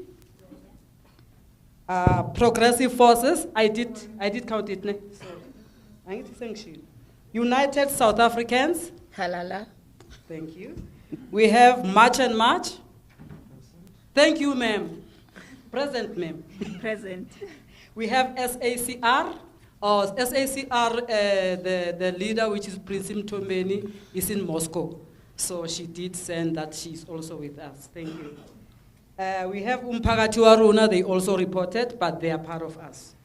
We have UTDSA, they are also, that's why I said if you could see the logos of all those organizations here.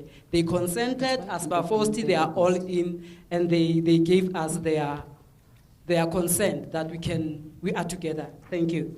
So we have Black Business Unity, they are represented, but I'm representing both. I'm Count Me In and Black Business Unity, so I'm representing. But I will sign after everybody has done their part. We have SAUCC, SACY. Which one is SACY? Okay, we have Inkabayam.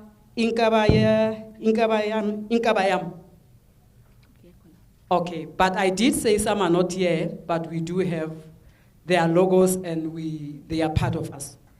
We have Operation Dudula, a civil movement, because we have two. We have them in a political space and in a civil space. So Operation Dudula on the table is representing civil space, as they say. Thank you.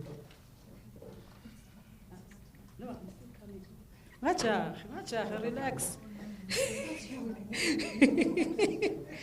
So I have Khatalin Na. Do we have anyone from Khatalin Na in the? No, they are not here, but we do have their consent. We have Progressive Civic Congress. Progressive Civic Congress. Okay, thank you. We have Lefasila Rona. Anyone? Okay, we don't have. We have Batlaku Batlaping. They are not here. We have Umang. I know they are not here. I have I'm a Patriot. We have Ugukanya Gwelanga. We have Bamu. We have Lako. So what I'd like to say now, before I will even give over to our Patriots, the other organizations, remember this initiative, we have representative in all the 9 provinces. So if you ask about the state of readiness for the 30th and all the questions that have been asked about safety, we have 9 representations. So it will roll out. Keep watching the news, our social platforms. That's where you'll get all the information regarding the readiness, the state of readiness, and everything to do with the 30th. That's how it's going to be. So I'll start from my left to my right, and all the organizations. Can you give me that declaration so that I can be sang a line? Thank you. And also, you'll do that. Can you introduce?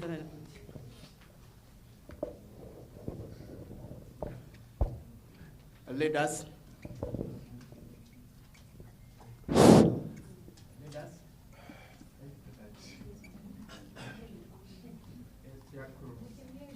can hear me? Okay. I salute all the leaders. And then I'm Roger from African Liberation Movement.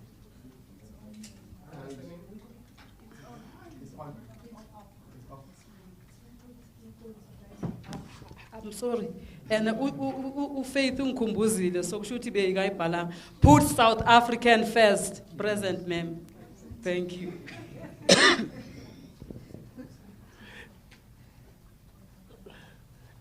I'm here to represent the African Liberation Movement. The African Liberation Movement is a forum for civic organization. Started in the grass, dust in Velco. And we are here for a long time. And then we changed this name to be African Liberation Movement to align ourselves, to say, if you are illegal in a country, go back. We want to liberate Africa. We want to help them, and then we work together. But they just have to go peacefully, and then we work together. That's why we are African Liberation Movement. And then we endorse this march, led by March and March, until we win. And then our members were in the ground. Long time before even they are there, but today we are here present physically. And there's a lot of things we can say. As we say, we are in the ground. I heard one of the journalists saying something which is totally wrong, tribalist. I think media houses, I think they must stop to call us or other people by names. Before 1990, the same government, they used to call them terrorists. Yes. And then you go to Iran, they are fighting. They are being called by names. And we are not afraid yet to be called by those names, as long as we know what we stand for. We have a situation which was never been reported. We have a situation, we use all the system of the government to raise our issue on the ground. There's a church, I heard about this issue of a church. There's a church in Cape Town Park. The church was sold by Transvara Kerk. The South African was staying there. And then the church was bought by ZCC Zimbabwe. And then we ask ourselves, if you call yourself ZCC Zimbabwe in South Africa, whereas you know there's a ZCC, there's something fishy.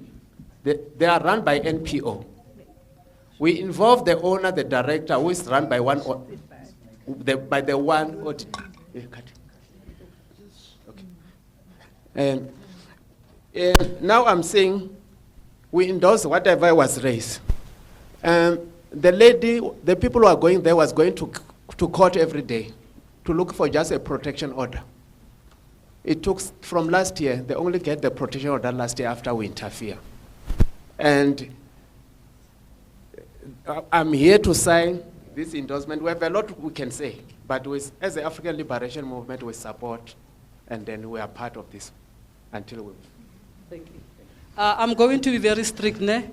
I used to be Umamfundisi, so I'm going to make sure I stand before you and you keep to the time and you do what you are supposed to be doing very quick and fast. Thank you. Good afternoon, everyone. My name is Nhlanhla Nizimo. I am from the Labor and Civic Organization. I'm given the responsibility of being the Secretary General. Today, I am going to attach my signature on the red declaration in support of all these organizations that we share the same aspirations with. We have a concern of foreign nationals being employed in their numbers in our companies, and as a result, South Africans are marginalized and they cannot be employed. We rally behind every organization that speaks and stand up for South Africans, and we want to ensure that we will be with you, all our brothers and sisters here, until the very end. Thank you. Afternoon. I am Mandisa Kudu. I'm representing COTI. It stands for Community Organization for Transformation and Implementation. Our pledge or covenant is a civil union for sovereign accountability and the rule of law. So we pledge that we will not be threatened or bullied, especially by our government. That 600 million must come and serve us South Africans. It must collaborate and take out Home Affairs people to come and march with us on the 30th. The police officers who are busy opening cases for illegal immigrants must come with the attire to unite and march with us on the 30th of March so that they are able to identify documents which are fraudulent and they are able to deport those that are illegally here. We are not the criminals, and we are making it clear that we want the criminals and the perpetrators out. Thank you.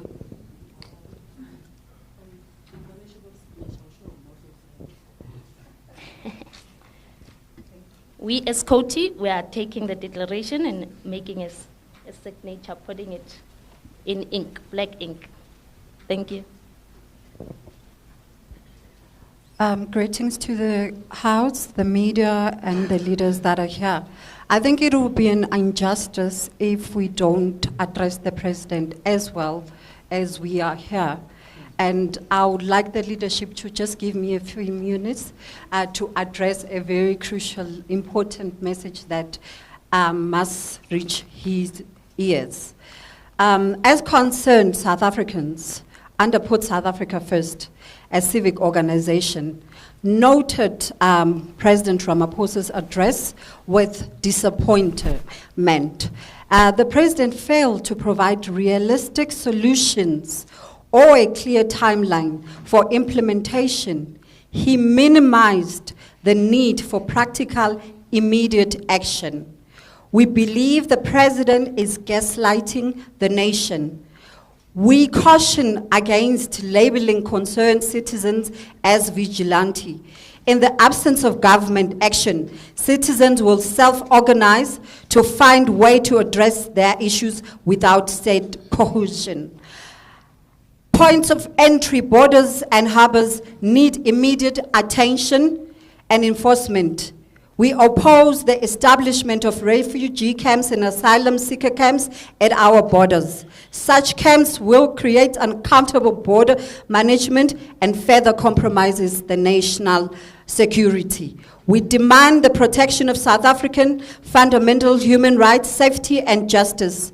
Mr. President, civilians fighting for their country and its citizens cannot be threatened in silence, nor should armed forces be unleashed against them.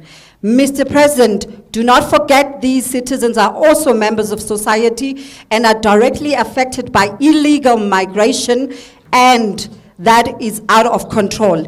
It is your duty, Mr. President, to stabilize the country and protect our sovereignty. We demand immediate action, not diplomatic speeches. Thank you.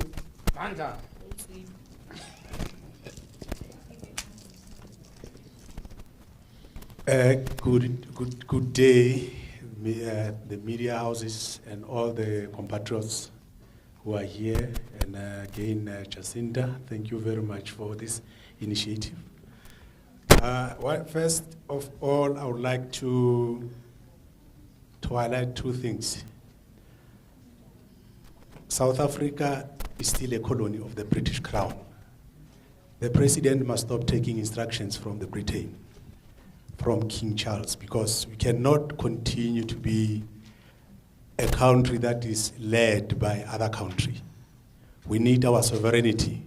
That's why it's important that we need to call on national referendums so that we can be able to correct the injustices of the past and things that are going to continue to go on in our life. We have children. Those children need to have a future that is bright. Therefore, we need to respect that, and then we need to adhere to that, that the next generation must never find the country that is in terrible state. We need to fix it. All of us that are here, we pledge and agree to one thing. We are patriotism in this country, and we need to see this country flourish and then benefits the nation and the children and the country be safe. I thank you. We declare that we support, and then everything that all this team that is here is adhering to. Thank you very much. Greetings to the media houses and greetings to the leaders that are here. My name is Mikolen Mavundla. I'm the Deputy President of Abahambi National Civic Movement. I would like to address two issues and clear the narrative that has been created outside there. South Africa, it's a democratic state. The President of the Republic of South Africa, including the cabinet, is serving on the behest of the votes of South African citizens. Therefore, the President as a head of state accounts to the citizens of South Africa. And if the citizens of South Africa are unpleasant or unhappy about the manner in which the government is running the government on our behalf, it's a right of citizens to rise up, especially when citizens have given numerous memorandums to say the president, we have an issue, we have a problem in this country. And one thing that the media house is failing to do, they are failing to ask the president a relevant question. When the president takes office, the constitution of the country is put in front of him. The Chief Justice of the Constitutional Court makes the president to take an oath to say, I, President Cyril Ramaphosa, will uphold the constitution of the country, protect the constitution of the country, and also enforce the constitution of the country. So now why don't you go back to the president and ask him, you have taken an oath of office, but we have a situation whereby your government is failing to enforce and implement the laws of the country. Is the president not violating the very same laws that we are arguing now about? How is it that South Africans are being blamed to stand up to raise issues which are legally and constitutionally?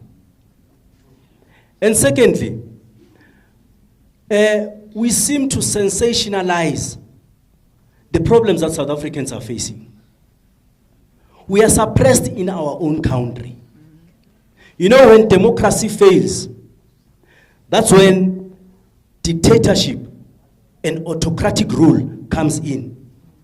The government was able to go and mobilize 600 million to suppress South African voices, which are unhappy about the illegal things that are happening in the country. Anything that is illegal is criminal. But we want to normalize criminality. And we are saying it cannot be that we sit back and not protect the sovereignty of the state of the Republic of South Africa. Some presidents in Africa have pronounced and said the problem of immigration cannot be blamed on them. Those people are not called names. Donald Trump has implemented immigration crackdown with impunity. Nobody has ever named him. But when poor South Africans are standing up to say, we have an issue, we have a problem that needs to be addressed, we are named xenophobic. So therefore, as our movement, we don't serve any political influence. We not serve any political party. We are an independent civic organization. And therefore, all the legitimate issues that are pronounced in this declaration, we fully support them. And we support this declaration of peaceful marches that will be rolling over the country in the coming few days. And I'm saying that this event is not about march and march. It's about South African citizens and South African civil society. I thank you. Before I think you are our last speaker. So,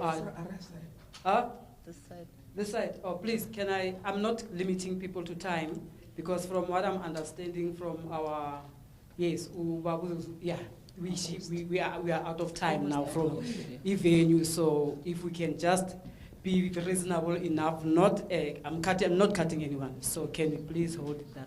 Thank you. Thank you very much. Members of the media, South Africans at large. My name is Mtetu Ngugaitobi from the Progressive Forces of South Africa. And the declaration that has brought us here is to put South Africa first, not putting Zimbabwe first, not putting Malawi first, not putting Ethiopia first, not putting Zambia itself first, but South Africa as a whole. We are South Africans.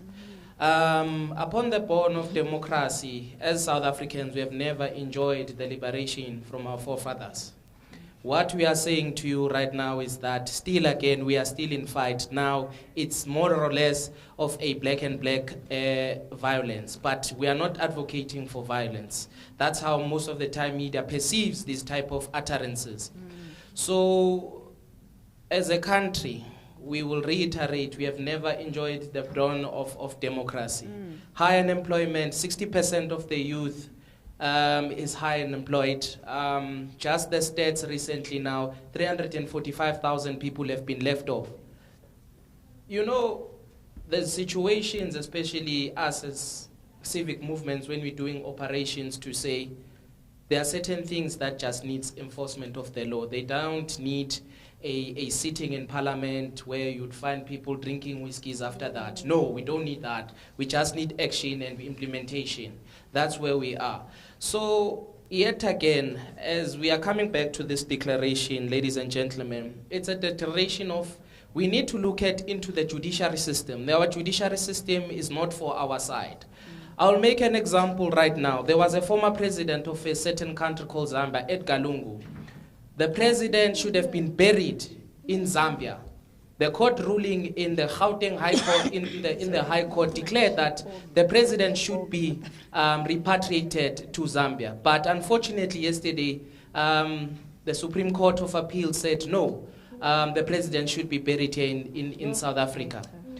So that is where we are in regards when I'm saying we need to really look into our judiciary systems. Why is it that a former sitting president will be buried into a country, of which a country that has existing kings, existing presidents, won't it proceed on the future that the generation will come and want to claim the land because their forefather was here? Yeah. So we need to move away from this nonsense. We need to move away from these emotions that we have been given by our own government. We are tired of this government. This declaration today, we as the progressive forces of South Africa are in support. We are championing this movement. It is not a match and match movement. It's a South African movement. We thank you for that. Thank you. Well said. Oh, thank you very much. I'm going to be very short. I'm starting from my left to, because the time, guys, you are one of yeah. Good afternoon, everyone. Members of the press, fellow South Africans. Mario Kumalo from Port South Africa first. Just to bring everybody to speed, 2017 we had a case against Home Affairs for the very same reasons that brought us here today. But knowing our government, everything falls deaf. So we are very thankful for all organizations, March and March, and many other South Africans that are taking a stand. And we pledge to the declaration. Thank you. Colleagues, once more, my name is Patrick Mkhalusi from Operation Dudula. We signed this declaration with solutions because it seems the government doesn't have any solution, any plan whatsoever. So one, we're saying the 600 million must be earmarked and used for to establish special courts to deal with corrupt public servants, to eradicate the institutional corruption within the Department of Home Affairs, SABC, Department of Labor, and Judiciary. And secondly, we're saying the 600 million must be used for compliance to deal with the employers who are not complying with South African laws and any landlord who is contravening Section 42 of Immigration Act. Three, we're saying communities and citizens are allowed to work with South African police to enforce the laws of this country. They can jointly identify a problem and jointly come up with a solution together with the service, which is South African Police Service. I'm now talking Section 18(1) E and F of South African Police Act. Lastly, we say if police fail to work with Mpakati, the citizens have got the right to enforce Section 42 of Criminal Procedure Act. No organization or any NGO, Kopanang Africa, Scalbrini, Helen Susman can prevent people from combating crime in South Africa. So otherwise, all these private security companies must close the shop because they're operating under this Section 42 of Criminal Procedure Act. Commander's morning. Morning. Declare that you are signing. Yes, I said I'm signing with solutions. Okay. The last one. Okay. Yeah, the last one. Okay. The last one. Amandla! Where to? Amandla! Where to? My name is Mthunzi Lutuli from an organization called PCC, the Progressive Civics Congress. We fully identify with what is happening here today, and we will sign the declaration. We just want to make one statement, and that is the crisis that we see today is a symptom of a bigger problem. Yes. A government that has collapsed, a government that is dysfunctional. Yes. And the long-term solution for South Africans, and particularly black South Africans, I want to address black South Africans, it is to kick this government out. Ramaphosa and his administration must go. The government does not care about us black people. This ANC government doesn't. And I think over the 32 years that they've been in power, we need to realize that. Ramaphosa doesn't care 2 foot about us. We need to realize that. And in any case, this criminality is going on because he himself is a criminal. What do you think is going to happen? Do you think the police generals are going to enforce the law and chase criminals when they know that their own boss is a criminal? It's not going to happen. And so we say to black South Africans, it's about time that we kick this government out, and 2029 is too far. We need to do it sooner. Thank you.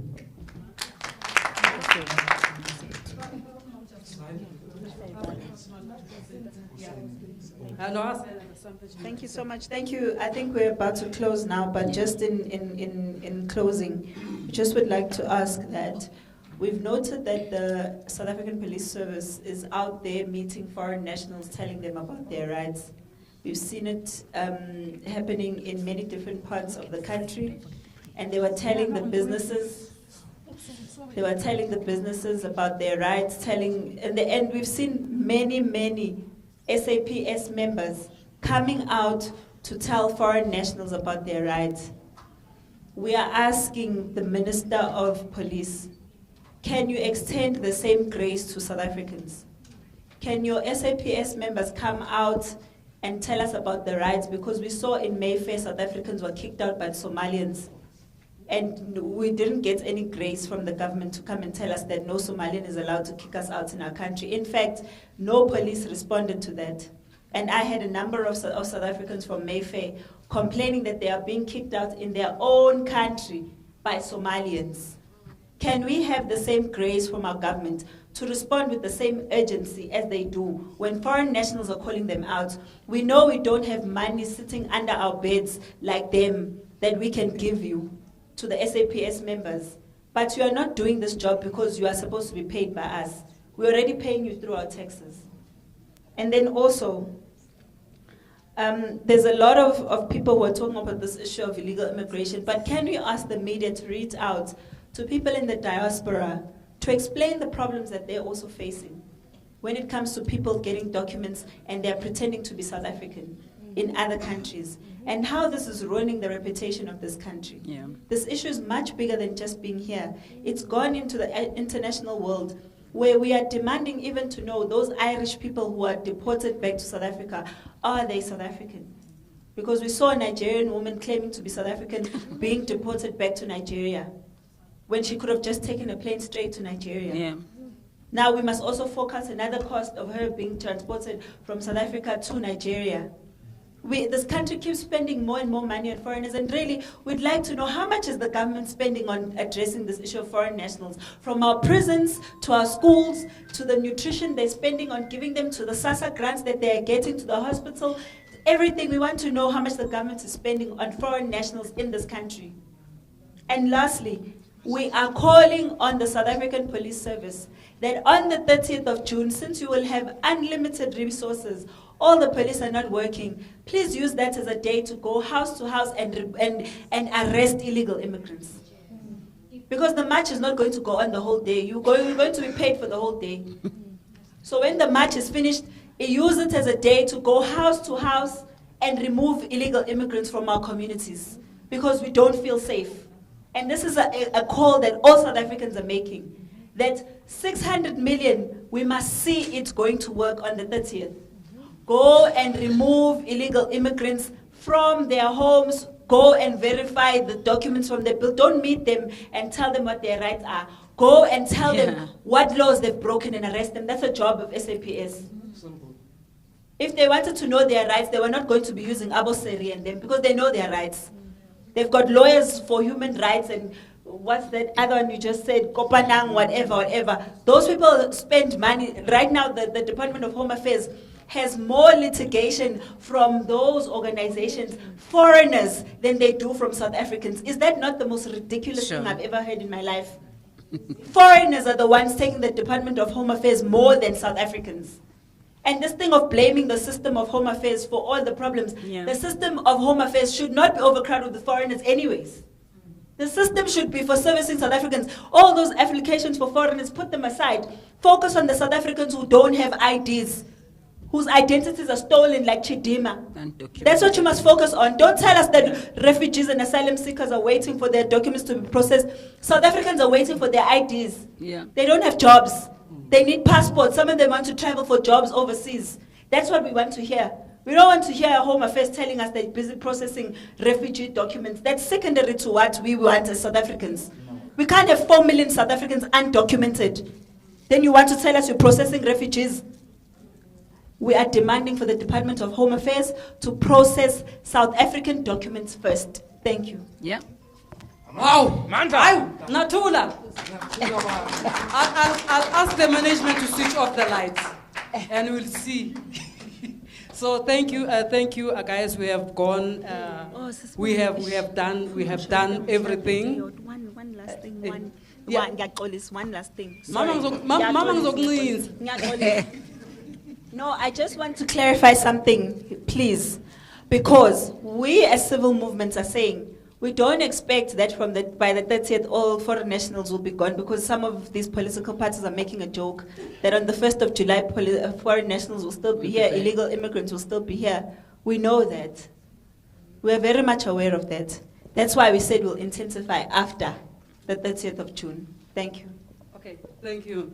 There is also, before I close, I would also like to give thanks to the team that was behind everything that is happening here.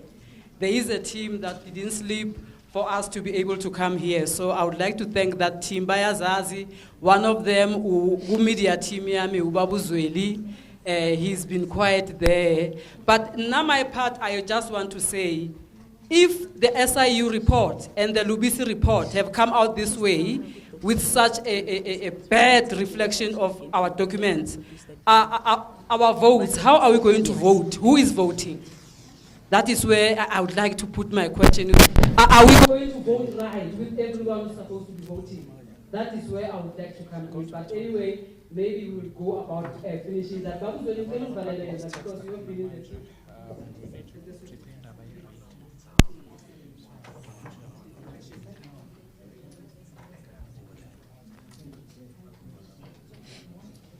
Oh, okay, I think you saw that Ramayana where the journalist was saying there is a video where Jacinta was saying people are going to perish. I think everyone who has seen it, legal action is going to be taken to the journalist. So for anyone who will try again to do that, please come with evidence or otherwise legal action will be taken against you. That is how we are going to operate now and forever. Thank you. So I would like also and then I'll ask the lady Umusa who was reading the declaration, and this is for only civil organizations. We know we have political parties that are supporting, but we are going to have them. Yeah, I'm going to read it. It's a Nigerian. It's not a Nigerian. You know where that guy lives? Where is he? He's from Pretoria. So why is he talking rubbish? From UFM. I know the guy. People must perish. He's a true Pan-African. Thank you. This is just to say we appreciate your time to all the media houses, to all the civil organizations that have been here, to the political parties we really would also like to apologize that we wouldn't be time to access forum, but there is going to be a forum where we are going to have all the political parties that are supporting the move that we are doing. So for your time and everything that you've done, once again, together as a country and the civil movements, Zuma-Ngobese, we are here to join the fight that you have started, and we know it has been heated, and you're never going to be alone. To all of you, please travel safe. Thank you so much for all the support. Bless you.